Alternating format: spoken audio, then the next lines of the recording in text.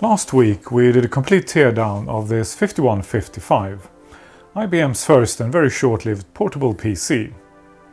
This machine turned out to have multiple faults. Firstly, it wouldn't boot from the floppy or the hard drive. On our second boot attempt, it would only display junk on the CRT. Thirdly, one of the keys on the Model F wouldn't work. Aside from the teardown, we cleaned up all the parts and checked for refills in the power supply. We also restored and repaired the portable Model F. In this video we are going to try to repair it and make a period correct hack that will put 640K of RAM directly on the motherboard. If all goes well, we are going to finish this video with a reassembly and test the machine with some good old DOS game. Let's start with some archaeology here. So the 5155 came out in February of 1984. And this is the 64 to 256K system board. So 256 is max, unless you hack the board of course. And the newest chip I could find on this board is from week 14 of 1984. So that corresponds well with the low serial number we found in part 1. And all the RAM chips are made in the first week of 1984. The board posts, so we can ignore the tantalums for now. Next up we have the graphics card, and this turned out to be a bit of an oddball. This is a Hercules color card GB200, and weirdly enough, I don't think it can display Hercules graphics. So that was a bit of a disappointment, because I'm looking for an original Hercules card. But this is a CGA card. It was manufactured a few months after the motherboard. So I think someone replaced the original card with this card a few months after the machine was new. The strange thing here is that it has these numbers here that look like typical IBM numbers. So I'm not sure what to make of this. So were IBM offering these cards as an option? Let us know if you know. Next we have the MFM controller. And it's a DTC5150BX made by Data Technology Corporation. And luckily I found the jumper settings online. And this card has a really fancy white and gold ceramic chip here. And a rather odd bracket in black with a big hole here. And this card seems to have been manufactured at around the same time as that weird graphics card. So perhaps the original CGA card was replaced by the Hercules card, just to make room for this card. And then we have the lucky score, an AST 6-pack plus. And as you may know, some expansion cards found in these machines have VARDA batteries, and they are completely destroyed by leaky batteries. And if that's not enough, they also tend to destroy the motherboard in the machine. But as you can see, this card has a coin cell, and this card too seems to have been manufactured at around the same time as the graphics card and the MFM controller. And the RAM chips on this card has several different dates, so it seems to have been upgraded several times. So what I think we have here is an early 5155 sold with 256K of RAM. And after just a few months, the original owner seems to have upgraded this machine with a hard drive and a 6-pack plus. And apparently now something is wrong with the graphics. So let's move on and see if we can fix it. Okay, let's do a test. So display hooked up and that weird Hercules card. Let's turn the power on. And yeah, sure enough, we still have crap on the display. So at this point it could be just about anything. So let's start with the graphics card, because that's an easy thing to replace. Okay, an original black bracket CGA card from IBM. Let's flip that switch and see how it behaves. And we've got beeps, very loud beeps. So, do we have a faulty Hercules color card? Let's see if we can get something more than that blinking cursor. And I just realized I put the CGA card in slot 8. That is probably not going to work, because that slot probably doesn't support CGA cards. So let's try again in slot 7. And we've got something on the screen. It's counting up the RAM. And we've got floppy controller error. Okay, so I better check for consistency. So I'm gonna turn this machine on and off a few times off camera. Okay, so I turned the machine on and off quite a few times and it consistently works. So let's swap the cards again and just make sure that it wasn't something else. Okay, Hercules card back in slot 7. And we've got crap on the screen again. Okay, so then we know, unfortunately, that weird Hercules color card is shot. Okay, so let's hack this board. So first we need to remove all the 64K by 1 chips from bank 0 and bank 1. And that's what we have in all 4 banks, if the board is maxed out at 256. So we're going to leave all the chips in the other 2 banks. And now we can install 256K by 1 chips. And that should give us a total of 640K. But the IBM will of course not recognize all this RAM. So just replacing these chips is not quite enough. By the way, I also tested the portable Model F off camera and it works perfectly. So the repair and restoration in part 1 was definitely a success. Now that it's restored, it sounds and feels absolutely amazing. A small correction, however. In part 1 I mentioned that aside from the case, they were probably identical inside. And that turned out to be wrong, because I'm restoring a regular Model F right now, off camera. And there is actually one major difference. The barrel plates and the back plates in the portable Model F are made out of aluminium. So in this mini-series we are also going to compare them and see if there is a difference in the typing experience. I have not reassembled the keyboard yet, so I don't quite know, but I assume it sounds and feels slightly different. Okay, that was the last chip. So now we have 640K of RAM on board. So to make this work, we need to put a 74LS158 in socket U84. And there is a socket for it already on the motherboard. So IBM was obviously aware of this hack, but they didn't tell their customers. An LS158 is a quad 2 input multiplexer. Next we need to do some minor soldering here. So there are some empty pads here labeled E2. So let's clear those through holes from solder. That didn't quite work. So let's try from this side. And I just noticed there is some rework on this board. This chip here has been hand soldered, so perhaps this board is repaired. And this was a stubborn through hole, so we need to add some fresh solder and try again. Yeah, that went well. Next up I took some pin headers and cut it to size. We're going to use it for pad 1 and 2. You could of course be lazy and just bridge these 2 pads. I like to do things nice and tidy. This board now has jumper E2, so let's short it. And speaking of tidy, I'm gonna clean up my flux and also someone else's flux on this chip here. And we should be ready for a test. Before we test the board, let's check something quickly.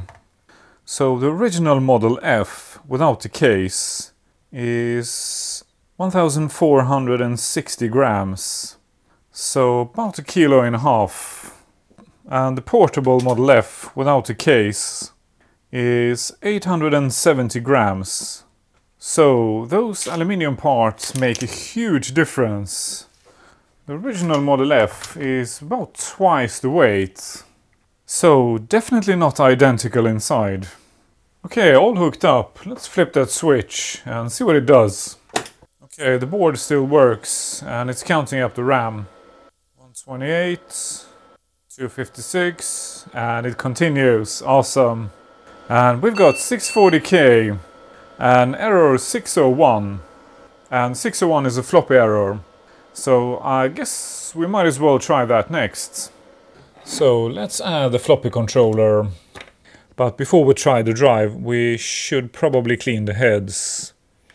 Not the easiest head to get on camera. So I don't know if you guys see any of this, but I definitely don't. Okay, PC-DOS in the drive. Okay, let's see if it boots. And the RAM count, of course, now takes twice the time. But I'm not complaining. This is an excellent hack. Okay, the floppy moves, it seeks and it reads. So this is looking good. And it boots. Excellent. So the only thing that was needed was to clean those heads. Okay, let's move on to the hard drive then. This was a bit hard to get on camera, but there is a stepper motor down here. And I managed to add a few drops of machine oil on a toothpick down on the bearing here. So in case it has seized, this should hopefully help. And now we can add the MFM controller and connect that hard drive. This is getting messy. Okay, this is the best I can do to get it all on camera. And I don't think I heard a stepper when we did our first test. So let's see what we get now. Well, the LED is flashing on hard drive. And we've got error 1701. And that is hard drive error. Well, I know some drives are not happy unless they are laying flat. So let's try to boot with the hard drive bottom down. No, that didn't help. So this could look a bit rough, but sometimes these hard drives get stuck. So I'm very gently going to bang on the side and see if we can get it unstuck. So let's make sure this is not just a bad connection. So I cleaned the edge connector on the MFM controller with some DeoxIT. Now let's do the same thing with the hard drive and try to boot again. Well, I don't think this is a problem with the controller because the hard drive doesn't spin up at all. So I think this drive is stuck. So let's do what everyone tells us never to do. Let's open it up and see if the heads are stuck. And I think one of the screws is hidden underneath the sticker here. So I guess the warranty is void on this drive now. So let's see if we can lift that cover off and see what we will find inside. Well, that doesn't look too bad. Now I wonder if we can move the head manually. We can. We actually can do so from the outside too, by pushing on the stepper here. And something made a pingy noise. And I don't know what. Now let's put the cover back on. And flip that switch again. And it still doesn't spin up. Now let's get inside again and see if that motor is moving at all. That was pretty stuck. Now it moves. So that motor was definitely stuck. So let's try again. Yeah, it tried to move. Yeah, I could clearly see that it tried to move. Now it's free. Let's try again. Yes! It spun up. And it seeks. Awesome. So maybe we're lucky, but let's not push our luck. And put that cover back on before we fill that drive with dust. Okay, let's try again with the lid on. And it spins up. Awesome. And the error code that was flashing on the LED on the front panel of the hard drive is not flashing anymore. And the hard disk error was gone. But I think it still tries to boot from the floppy. So let's try to access C:. I think it bloody works. So hopefully there aren't tons of personal stuff here. Oh my god, it works. That is a working hard drive. And it's got tons and tons of software installed. So I may have to blur the screen here because we have some names of previous owners here. So just by pushing that motor slightly sideways, it got unstuck. It's now working. Let me see if I can find any game here. We've got Tetris. That hard drive sounds awesome. And look at this. We've got Tetris running of a completely jammed hard drive. Well, I'd say this project is going pretty damn well. So what's next? Unfortunately, I ran into some trouble here. I went through my stash of CGA cards, and unfortunately the only working card I have is this very early black bracket CGA card, made in 1982.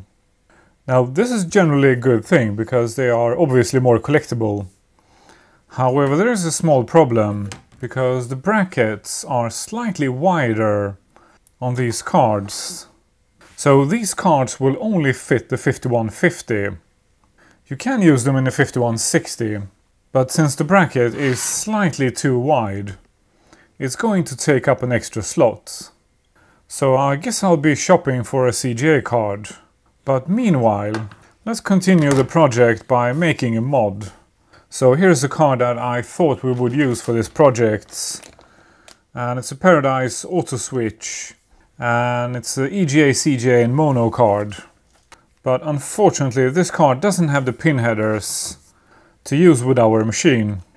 However, I think we might be able to borrow the brackets from this card.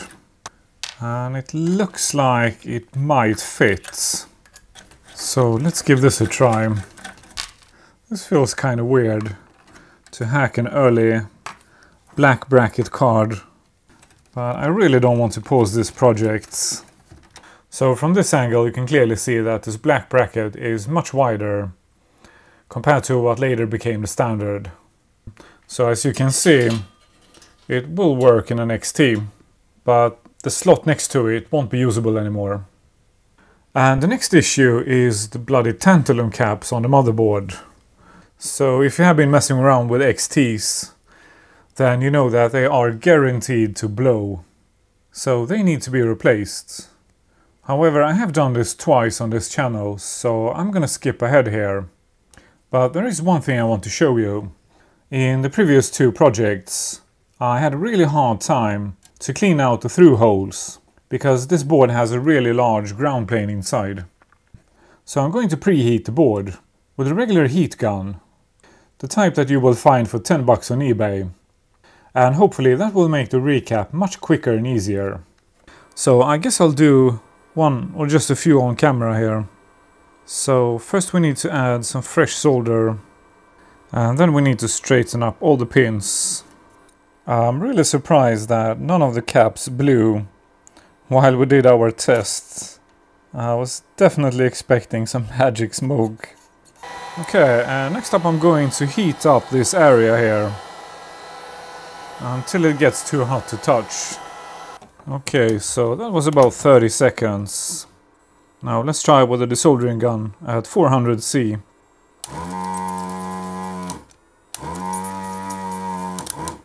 Well, this is looking pretty good. Okay, let's see if this works. Yeah, this cap is definitely loose. And this one too. I think the third one was loose too. The last one here seems pretty loose too. Let's pull them out. Yep. This one is... yeah, this one too. And the last one, yeah. So obviously this is the way to go. A cheap heat gun for 10 bucks from eBay. And these boards are now very easy to recap. Well, that was the last cap. And they were all easy to replace. Just like the first four. So I would say this is definitely the perfect method to recap an XT. This board was a joy to recap compared to the two previous projects. 30 seconds was just about right if you're replacing 3 caps at a time. And if you're playing along here, don't forget the polarity, because these damn things go bang if you put them in incorrectly. And by the way, if you like this type of content, let me know with a thumbs up. Okay, next up we have the keyboard cable. And cleaned up, but it looks absolutely bloody horrible. So let's try to fix it. I'm going to put a metal rod inside. And then I'm going to tape it down so it doesn't move. And then I'm going to coil it very tightly on the rod, like so. I'm gonna have to do this off camera. And this is what I ended up with. And I'm just going to take the heat gun and heat the cord up, being careful not to heat it too much.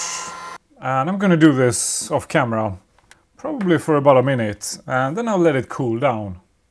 And by the magic of video, it's done. Now let's see what result we got. I have used this method on cords for the regular Model F, but this cord is quite different, so I'm not sure what to expect. Well, not too bad. I'd call that a success. So this method is not perfect. It will eventually change shape slightly, but not by much. So here's a cord I fixed a few years ago, and it looked absolutely horrible.